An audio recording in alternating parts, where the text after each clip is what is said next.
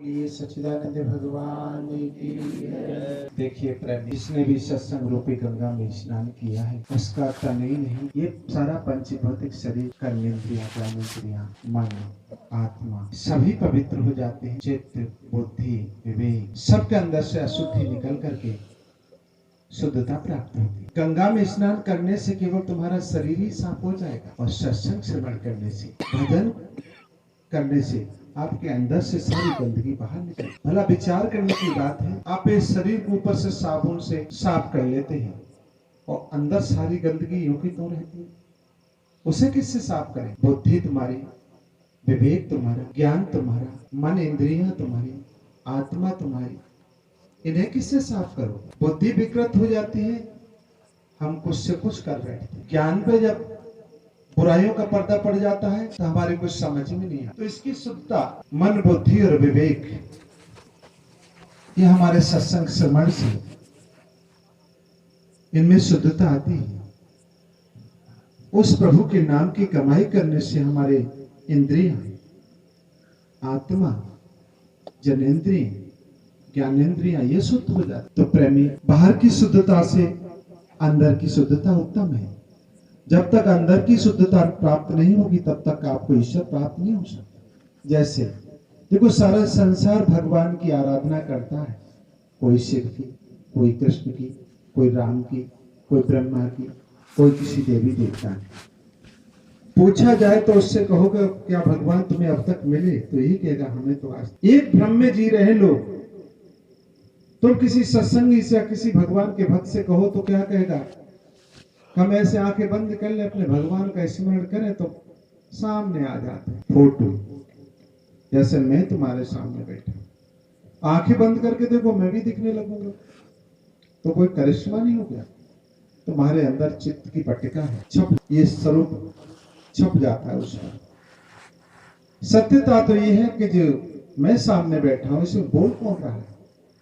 कोई देवता या कोई संत या कोई ईश्वर या कोई परमात्मा, वो दिख जाए। ऐसे हम देवी देवताओं की, मान लीजिए लक्ष्मी जी की पूजा कर रहा, कोई दुर्गे की पूजा कर रहा, कोई शंकर की, उन्होंने उस आकृति जो पेंटरों ने बनाई है, चित्रकार ने जो कला से बनाई है, हमने उसी को याद कर लिया और आगे बढ़ो। दुर्गे मैया के दर्शन। क्या दुर्गे मैया ने तुमसे बात की? नहीं हुई। कभी एक भक्त कह रहा था, आज एक बिटिया आई है, बोले हमें एक पीपल का पेड़ दिखाई देता है और उसके नीचे शिवलिंग दिखाई दी, अक्सर सपने में आती है। तो कुछ लोगों के वार्तालाप हुई किसी संतों से या भक्तों से, तो उन्होंने कहा बेटी तुम देवी बन जाओ, शायद इसमें बैठी होगी। बेटा बैठी है तो खड़ी हो जाना जरा। कहाँ बैठी है? नहीं, चली नहीं, वो शाम को थी बिटिया। वो जो इसको, उसका मैंने भ्रम मिटाया था, जो पीपल के नीचे शिवलिंग देखती है सपने में, और कुछ संतों ने या भक्तों ने उससे कहा कि बेटी देवी बन जाओ, बैठ जाओ आसन लगा के, मेरी आवाज सुन रही तो खड़ी हो जाए अपनी जगह पे। तो देखिए उस बिटिया को मैंने, जब उसने अपनी बात कही, मैंने कहा बेटा ये कब से दिखता? कि काफी समय से दिखता। तो हमने कहा बेटा यहाँ तो शंकर जी के लोग दर्शन करते, तो वो तो कोई देवी देवता बन के बैठे नहीं, तुमने तो केवल शिवलिंग देखा है। और जहाँ शिव जी से लोगों ने बात की है तो शिव जी ने तो उनसे कहा नहीं कि तुम आसन लगा के बैठ जाओ, देवी बन जाओ। तो मैं ऐसे ही लेटा हुआ था, मैंने बेटा थोड़ा देखो तो कौन लेटा है, तो भड़बड़ा गई। भगवान भोलेनाथ का दर्शन हुआ उसे। तब मैंने उससे कहा बेटा अब तक कभी शिव जी को देखा कि नहीं? आज देख रही हो? हाँ, जी भर के देख। तो देखिए उस सत्य से, उस सत्य को उसने सत्य मान बैठा, जब वो सत्य नहीं। हमारी एक कल्पना है। कभी कोई देवी ने आकर के स्वप्न में हमसे बात की, हमने उसे बहुत कुछ मान लिया और दीवाने हो गए। तो तुम्हारे स्वप्न में कभी कभी तुम्हारा रिश्तेदार या कोई मित्र भी तो आके बात कर लेता है। कभी कभी ऐसा स्वप्न आ जाता है कि हमारा मित्र स्वप्न में हमसे कुछ कह रहा है, तो फिर उसे भगवान मान लो। उसे भगवान क्यों नहीं मानो?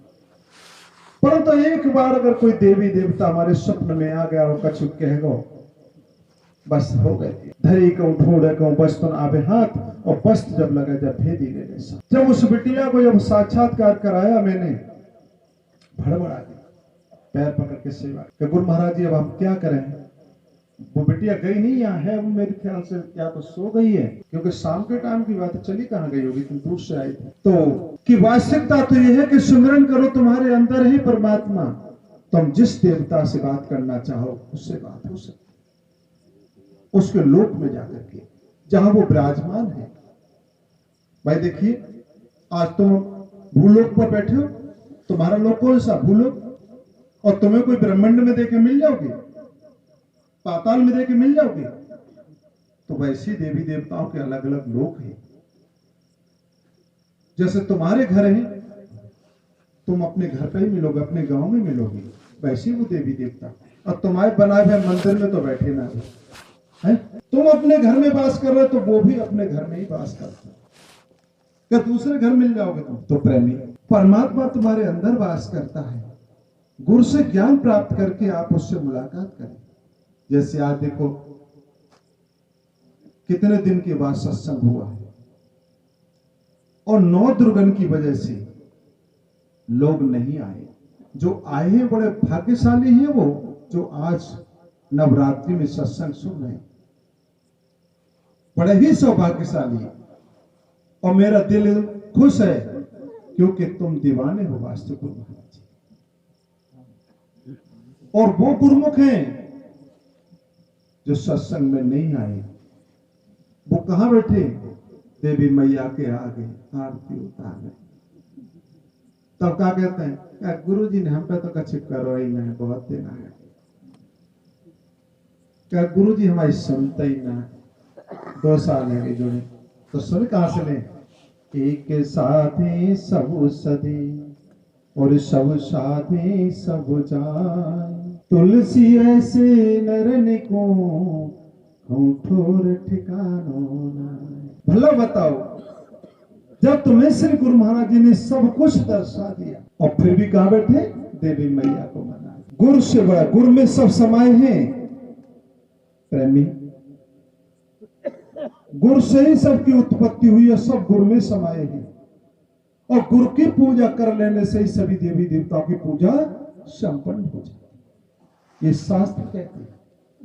क्योंकि गुरु ब्रह्मा गुरु विष्णु गुरुदेव महेश्वरा गुरु साक्षात परब्रह्म तस्मै से। और गुरु दर्शाते भी हैं कि देख मुझ में सब है। जैसे भगवान कृष्ण ने गीता में अर्जुन को दर्शाया कि देख मैं ही भूत हूं, मैं ही भविष्य और मैं ही वर्तमान, मैं सब में मौजूद हूं, सब मुझ में मौजूद हूं। सभी देवी देवता मुझ में हैं और मैं सबके अंदर विद्यमान। सारी सृष्टि में मैं मौजूद हूं और सारी सृष्टि मुझ में समाई।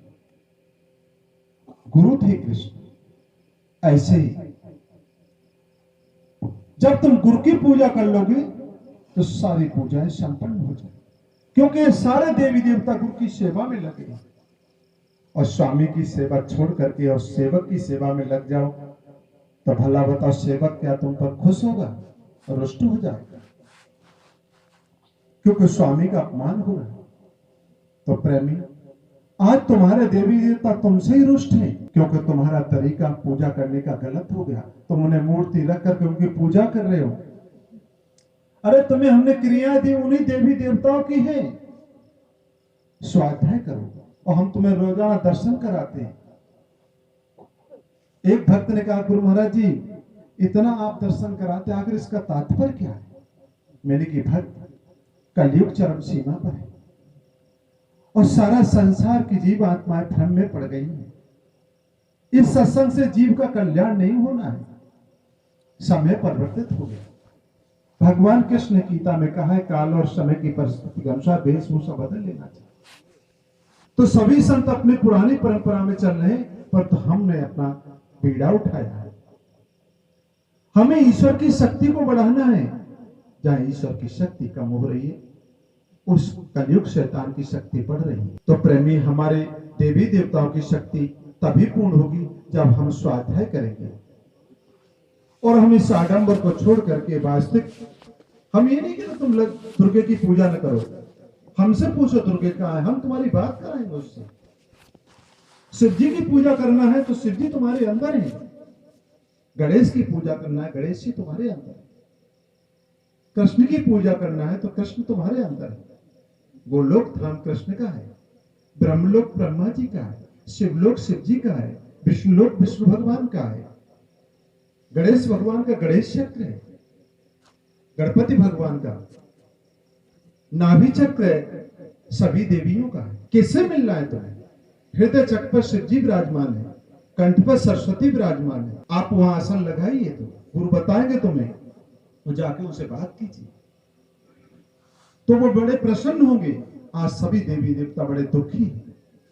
प्रेमी तुम गुरुमुख हो, तुम इस आडंबर को न करो। मगर फिर भी मन नहीं मानता, गुरु की बात पे विश्वास ही नहीं होता है। अगर विश्वास होता तो आज भीड़ यहाँ काफी हो, नहीं तो वो देवियां घर पर 9 देवियों की पूजा में जाओ मेरे पास ही है। अच्छा ईमानदारी बताओ, कितने लोग 9 देवी पूजा कर रहे हैं? हाथ उठाए जरा। अब कोई नहीं उठाएगा तो गुरु जी नाराज, कभी नाराज होते ही नहीं, उनके खुश है वो जानते ही नहीं, तो नाराज कहां से होंगे? अरे जो खुश होगा वही तो नाराज हो सकता है। तो प्रेमी 9 देवी व्रत का अर्थ ही नहीं लोग जानते हैं। 9 दुर्गा, 9 देवी, और तुम एक देवी की पूजा करते हो। नव दुर्गा की पूजा करो, 9 देवियों की पूजा करो, और 9 मूर्तियां रखो, ढूंढ के लाओ, तो तुम्हारी नवरात्रि पूर्ण हो जाएगी। हैं? अब तुमने एक देवी रख ली वहां दुर्गे मैया, और 8 रह गई, तो 8 तुम्हें थप्पड़े आएंगी नहीं? अरे तुम्हारे लड़का की शादी में तुमने 4 रिश्तेदार बुलाए, 4 रह गए, तो वे नाराज नहीं होंगे? हैं? तुम्हारे 4 भाई है, 2 बुला ले, 2 नहीं बुलाए। नहीं तो 9 दुर्गा क्यों लिखी है? नव दुर्गा, नवरात्रि, एक दिन में एक देवी की पूजा। 9 देवियां हैं, 9 देवी की पूजा की जाती है, और वो इकट्ठी एक जगह पर है, और सबकी एक बार में आहुति दे लो, सारी देवियां खुश। यानी सब रिश्तेदारों को एक लड़का के ब्याह में बुला लो, आधे आधे से बुला लो। आज तो जाएंगे पर अपमान महसूस करेंगे कि नहीं करेंगे? जो कहेंगे देखो पहले हमें नहीं बुला, हम दूर रहते तो हमें बाद में बुलाओ, खास होते तो हमें पहले नहीं बुला लेते। पर आएगा तो सही, पर वो मन से नहीं आएगा, वो खुशी से नहीं आएगा। तो प्रेमी सतगुरु मिले ने बारंबार मेरी यही समझ लिया, जा सब कर लो प्रीत। तो आज हम देखते हैं बृहस्पतिवार को मांगने वालों की इतनी भीड़ लगती है। वास्तविक में गुरु महाराज जी मना कभी नहीं करते, तुम्हारे पाप हैं पुण्य से जलेंगे। मन में संकल्प लो, जैसे भक्त लोग संकल्प ले जाते हैं, गुरु महाराज जी हम झंडा चढ़ाएंगे, हमारा सब काम बन जाए, हम मंदिर बन रहा मंदिर में दान करेंगे, हम भंडारे में दान करेंगे, हम आके दरबार में सेवा करेंगे। पर तुम वैसे फिर ही नहीं सब चाहते हो। फिर देखो गुरु महाराज जी बड़े दयालु कर देते हैं। अच्छा ईमानदारी को बताओ, आज कितने लोग पीड़ित आए थे? जरा हाथ उठा के हमें बताएं, जो आज पीड़ा लेकर के आए थे, शारीरिक पीड़ा, मानसिक, जैसी भी, बस थोड़े हैं, इतने ना होंगे, ज्यादा होंगे। पुरुषों में कोई नहीं? अच्छा हाथ नीचे कर। अच्छा ये बताओ, तुम पीड़ा लेके आए, अभी सत्संग तुम सुन रहे हो, कितने लोगों की पीड़ा कम हो गई? यहाँ आकर के सत्संग में बैठ के जिन्हें आराम हो गया है या ठीक हो गए, आकर के जरा हाथ और ऊंचा करो, दिखाई दे जाए। तुलसीराम जी तुमने हाथ नहीं उठा? हाँ, 1 2 काफी हाथ उठ गए। ठीक, ईमानदारी की जब तुमने इतने हाथ उठा दिए कि एक सत्संग सुनने से तुम इतने लोगों को लाभ हो गया, जहां में कोई असाध्य रोगी, जिसका कोई असाध्य रोग, जैसे असाध्य रोग का मतलब कोई बड़ी बीमारी हो, उससे लाभ हो गया, वो खड़ा हो जाए। जैसे काफी दिन से बीमार हो या कोई वैसी पीड़ा हो उसे, जिसे वो लाभ हो गया, यहाँ पे आके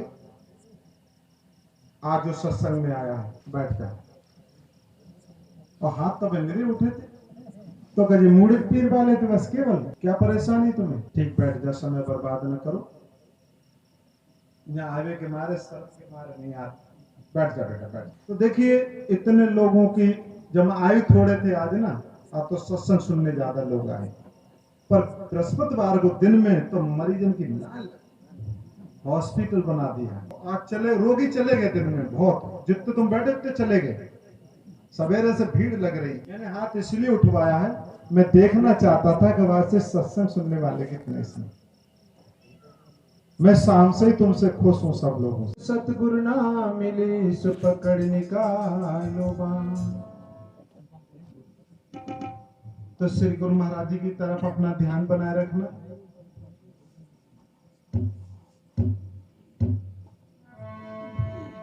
सतगुरु मिले न बारंबार, मेरी यही समझ में आई। सतगुरु मिले न बारंबार, मेरी यही समझ में आई। सतगुरु मिले न बारंबार, मेरी यही समझ में आई। सतगुरु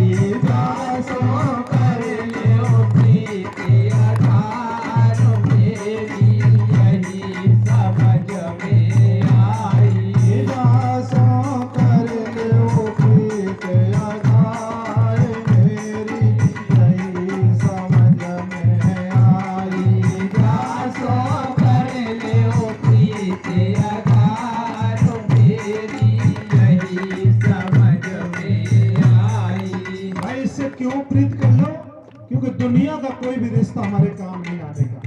जब आशिक तुम पर दुख या पीड़ा होती तो कोई भी तुम्हारा साथ नहीं देता। देता है तो परमात्मा, कुछ नहीं लेता बदले में और तुम्हारे सारे काम सराहता है। जय हो। और हमारा इतना हमदर्द होते हुए भी हम उससे प्रेम नहीं करते। प्रेम किससे करते हैं? जो हमें पीड़ा पहुंचाते हैं। सतगुरु मिले न बारंबार, मेरी यही समझ में आई। सतगुरु मिले न बारंबार, मेरी यही समझ में आई। सतगुरु मिले न बारंबार, मेरी यही समझ में आई। सतगुरु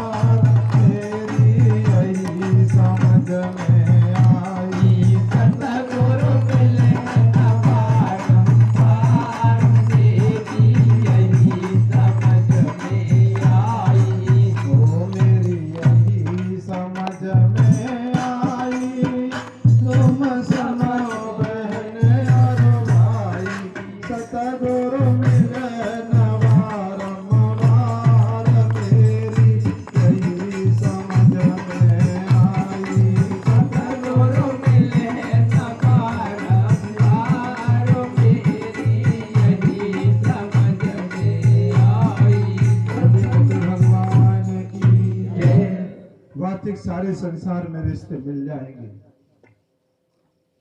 पर आप लोग समझ रहे जैसे आज संसार में गुरु घूम रहे हैं, लोग गुरु बना लेते हैं, बड़ी आसानी से मिल जाते हैं। ऐसा नहीं, मैंने पहले ही कहा था गुरु बड़ी मुश्किल से मिलते। बड़ी साधना तपस्या हम करके आते तब कहीं गुरु प्राप्त कर पाते। और आज देखो कैसे भीड़ लग रही है, उन्हें पूछो अरे हमारे गुरु तो फलाने, बड़ी आसानी से मिल गए। उन्हें देखो एक दृष्टि डाल के तुमको जानवर खड़ा, तुम उस सत्संगी से बात करो तो कोई उसके आंखों में परिवर्तन नहीं है, जानवर जैसा दिख रहा है। दिख क्या रहा है? वो है दो एक जन्म से मनुष्य योनि में आया, बावले गुरु बना लिया, तो भला कैसे हो सकता है? तो वेदों का लेख भी खत्म, झूठा हो जाएगा। अगर दो एक जन्म मनुष्य योनि में आकर के ही गुरु मिल जाता तो वेदों फिर ये क्यों लिखा है सुकृत जन्म के, तब ही गुरु को पा। और तुलसीदास ने भी लिखा, तुलसी पिछले कर्म सो हर चर्चा में सो है, ओके वे के लड़ मरे के उठ के भग जाए। तो सारे वाक्य झूठे हो जाएगा महापुरुषों। परंतु आज तुम जहां देखो भीड़ लग रही है, सभी गुरुमुख है, कोई निगुरा नहीं, धोखा हो जाए। गुरुमुख कहते हैं जिसकी वृत्ति शब्द में समा जाए, सुरती, जिसका मुख गुरु की तरफ हो जाए, यानी सुरती शब्द में समा जाए, वो अपने को गुरुमुख समझे। शब्द कहां उठा है? कई शब्द तुम समझ लोगे मैं बोल रहा हूं यही शब्द है, शब्द सतलोक से। अगर वहां तुम्हारी उस शब्द में आकर के सुरती समा रही है तो समझ लेना तुम गुरुमुख हो गए। उपदेशी, कुछ लोग कह देते हम तो उपदेशी। उपदेशी का अर्थ है कि इस देश से उस देश में आना जाना हो जाए, ब्राह्मण देश की सैर करना हो, वो अपने को उपदेशी समझे। अगर ऐसा नहीं है तो तब तक वो निगुराई है, अपने गुरु से जाकर के ज्ञान ले, या अपने गुरु से जाकर पुनः पूछे, जहां से भी उपदेश, अगर यहां से भी उपदेश है तब भी आके पूछे, गुरु महाराज हमें भजन में कुछ नहीं आया। कहीं ऐसा ना हो कि नामदान ले गए हो अपने को गुरुमुख समझ बैठो, तो केवल नामदान हुआ है, तुम्हें गुरुमुख नहीं बन पाए हो। गुरुमुख उपाधि बहुत ऊंची है, नामदान हो गया तो तुम्हारा इतना बड़ा हो जाएगा कि मनुष्य शरीर प्राप्त करने के अधिकारी। कहां जाओगे, किस घर में जाओगे जी, कोई गारंटी नहीं। और गुरु बात कहते नहीं है सत्य, पर मैं तो साफ कह देता हूं, अगर तुम नामदान ले गए हो तो अन्य योनि में नहीं भटकोगे, ये मनुष्य तन प्राप्त। और गुरुमुख बन गए हो तो इस हाल में नहीं आओगे, क्योंकि तप कर राज और राज कर तपस्या करने के बाद राज सुख प्राप्त होता है। या तो हंस मंडली में जाके सम्मिलित होगे, या फिर इस दुनिया में आओगे तो संसार का सुख हो। और एक जन्म के लिए नहीं, जब तक वो पुण्य रहेगा, उस नाम की कमाई का तेरे पास धन रहेगा, तब तक तू इस पर राज। तो प्रेमी, नामदान लेके मन रह जाओ। बार बार गुरु महाराज जी तुमसे कहते हैं उपदेशी बनो। जैसे हम देखो यहाँ उपदेशी बनाते रहते हैं, लोगों को ब्रह्मांड की सैर कराते रहते हैं। क्यों कराते हैं? कि तुम्हारा जीवन सार्थक हो जाए, तुम्हारा मोक्ष प्राप्त हो जाए, तुम्हें मुक्ति मिल जाए। पर तुम हो उस मोह माया में जकड़े पड़े हो। जिन्हें तुम अपना समझ रहे हो वो तुम्हारे शत्रु हैं। जब तक तुम हो तब तक तुमसे मोह ममता है, और यहां से जाने के बाद अगर तुम भूत बन गए तो तुम्हें डंडन से पिटवाते बैठ गए, मारो जाए, भगत पे बंधवाएंगे। अगर कल दूसरे घर जन्म ले लो, तुम गरीब घर में पहुंच गए तो बताएंगे ना जी हमारे भैया के चाचा ताऊ गए शर्म के मारे। तमाम लोग मरने के बाद याद रहती, कोई रिश्ता चल रहा है क्या?